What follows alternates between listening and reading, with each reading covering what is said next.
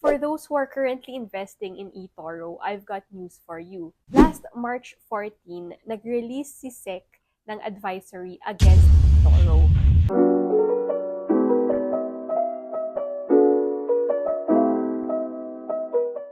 Sa mga hindi familiar dito, Etoro is an investing and trading platform for commodities, forex, crypto, and stocks, which aims to make trading accessible to anyone, anywhere. This is the SEC advisory na nilabas nila. So it says here, this is to inform the public that the online investment trading platform Etoro is not authorized to sell or offer securities to the public in the Philippines. Okay? And describe nila dito what Etoro is, what it does. While it appears that the operator of the platform is a registered broker or dealer in different jurisdictions in the Philippines, before securities and investment products can be sold or offered to the public, the Securities Regulation Code requires that the securities being offered are registered with the Philippine Securities and Exchange Commission, or SEC, and that the securities must be issued by a corporation or a licensed dealer, both of which should be registered in the Philippines, and that the issuer possesses a secondary license to sell or offer securities to the public.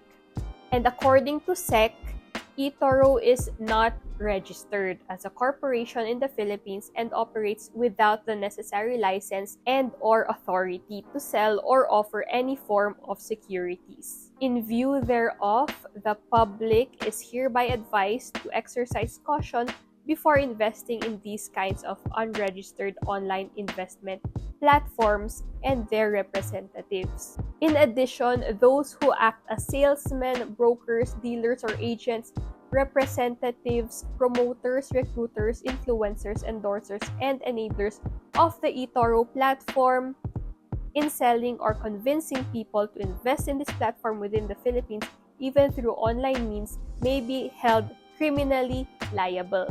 So again, this was released noong March 14, 2024. Despite being a registered broker or dealer in various other jurisdictions, questions of is Etoro legal in the Philippines have arisen, leading the securities watchdog stating publicly that it does not have the necessary permissions to legally offer these services. Now, if you watch this video, you'll learn more on why SEC plans to ban these platforms, including Binance. It's an interview with attorney Paulo Ong from Philifintech Innovation Office. Philifintech being an office that regulates fintech companies in the Philippines. Basically, hindi daw licensed itong mga platforms na to, like Etoro offering unregistered securities. They want us to invest using local platforms instead, ensuring we invest in safer, regulated platforms, and that they want to protect the Filipino investors. Being said that, I'm one of the investors who's been using this platform for years, and now I'm concerned. What will happen to my investments? What will happen to my account? What should I do next? I was supposed to make this video earlier, but it took me a couple of months. It's already July 2024 and I still have access to my account. But with this advisory, I think it is best that we withdraw our investment from this platform. Disclaimer lang, as stated on the advisory, anyone selling or convincing people to invest in the platform will be held criminally liable and penalized. I am not promoting Etoro. In fact, I am encouraging you to stop your copies and withdraw your funds from the platform. And I'm gonna show you how to do so. My investments in Etoro are all long-term and mainly copy trades. I will show you first kung paano mag-stop copy. Before that, I'll show you how to close individual trades from your copy and transfer funds from one copy to another, especially if down yung profits mo sa isa. This will give you a chance to cut your losses and hopefully mabawi by investing more on the profit-making one. Honestly, mabigat sa akin mag-stop copy kasi ang tagal ko na silang kina-copy trade and well-performing naman sila. But I have to, so let's secure our profits. From the dashboard, click portfolio. And then here you'll see yung mga kina-copy trade ko. Net invested is the total amount na na-invest plus and minus yung mga inalis ko and dinagdag ko. If you don't see this column, ang pwede mong gawin, punta ka dito. And then select the column. For example, itong units, papalitan natin ng invested. Okay? And then just click apply. So, itong units kanina, ginawa natin siyang invested column. So, ganun din dito sa net invested. Ibalik natin from invested to units. Yan. For example, gusto nating mag-withdraw ng funds or remove funds from Ed Butler and ilalagay ko yung funds ko na yon kay J Nemesis kasi siya yung nagpo-perform well so far. Total invested ko kay Ed Butler is $500. Pero, bakit pag clinic ko tong remove funds, $143 lang yung maximum na pwede kong i-remove. Kasi, if you go here, click mo siya, and then scroll down, yung $246.94 ko is currently invested. So, hindi ko to pwedeng galawin. Ang max lang is, again, 143.08.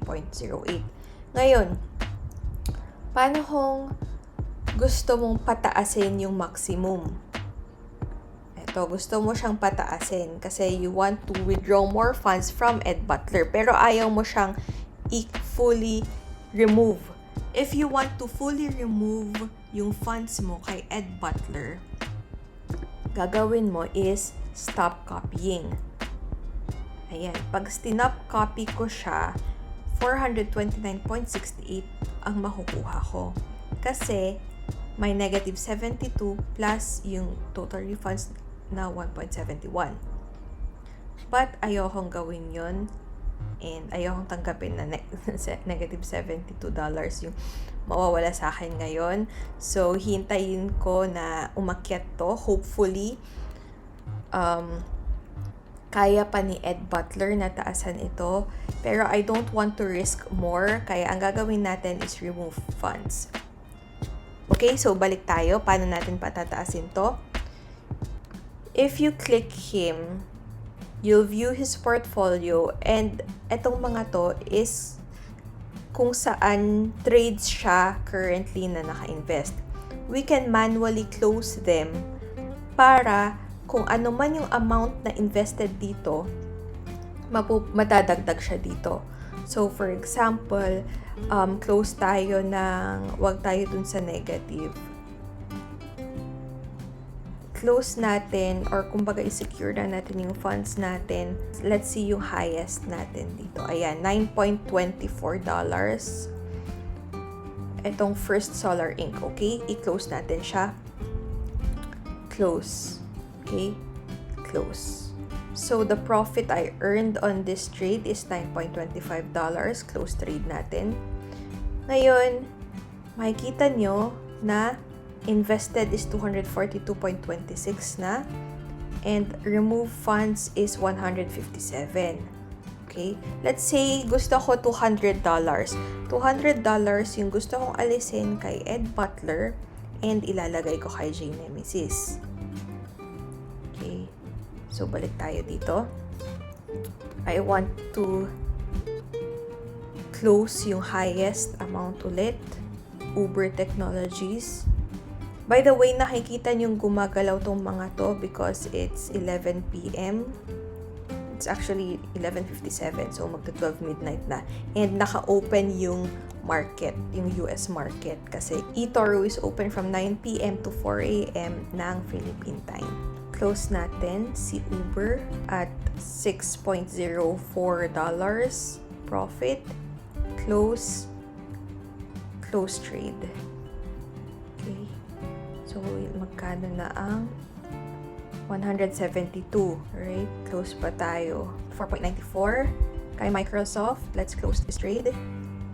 Close trade. Okay. So, mga $20 more. Meta is 4.91. Close natin siya. Okay. Let's see. One more probably. Si Inda. Close trade. Remove funds. Magkano lang? 219, okay? So, 219 ang maximum ko. In order to remove the $200 from Ed Butler, remove funds, and then gawin natin 200. Ayan. Update. Copying Eddie B's, blah, blah, blah. So, of course, pag ginawa mo yan, maapektuhan yung portfolio mo. And kailangan i-sync with the copy trader. So, as you can see, 300 na lang yung net invested ko kay Eddie Butler. And cash available ko, kung napansin nyo kanina, 166.13 ito. And right now, it's 366.13. And then, ilalagay natin kay J Nemesis. So, invest more. By default, naka 650 kasi yun yung nire-recommend ni Etoro. Pero, ang i-invest lang natin is, gawin na natin 300. Ayan. Because ang available ko is 366.13. Update. Yan. So, you can see, 2,100 na yung net invested ko and 300 si Ed Butler. So, hopefully, mabawi natin yung losses natin kay Ed Butler, kay J Nemesis. Makikita nyo na currently in alignment yung mga funds ko sa trades ni J Nemesis. Yan. Now, I'm going to show you kung paano mag-stop copy trading. Ang napili kong mauna ay si Mariano Pardo. The full amount na kinakopy trade nyo ay ipo-pull out natin. So, click this button and then click stop copy trading. So, there are two options, either close all or keep all. Close all means na isa-sell mo lahat ng positions mo sa kina-copy trade mo and yung buong total value is mapupunta sa cash available balance mo. Sa keep all naman, it allows you to remove the positions from a copy and place them directly in your portfolio kahit naka-close yung market. So, only uninvested funds will be moved to your cash available balance. So, yung currently na naka-invest, hindi mo na siya magagalaw. Okay, click natin tong close all.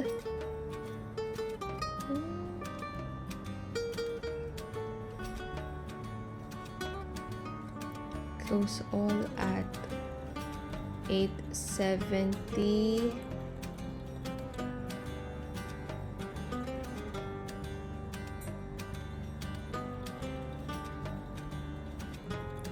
Okay.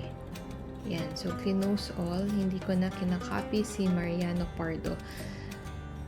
Nahirapan ako doon because ilang years ko na siyang kinakopy and it's just too risky. The next day. As you can see here, wala na yung si Mariano Pardo. Andito na sa cash available yung pera natin. So, I plan to withdraw this amount. This time, I'm going to show you how to withdraw from the mobile app. For withdrawals using the browser, you may check this video.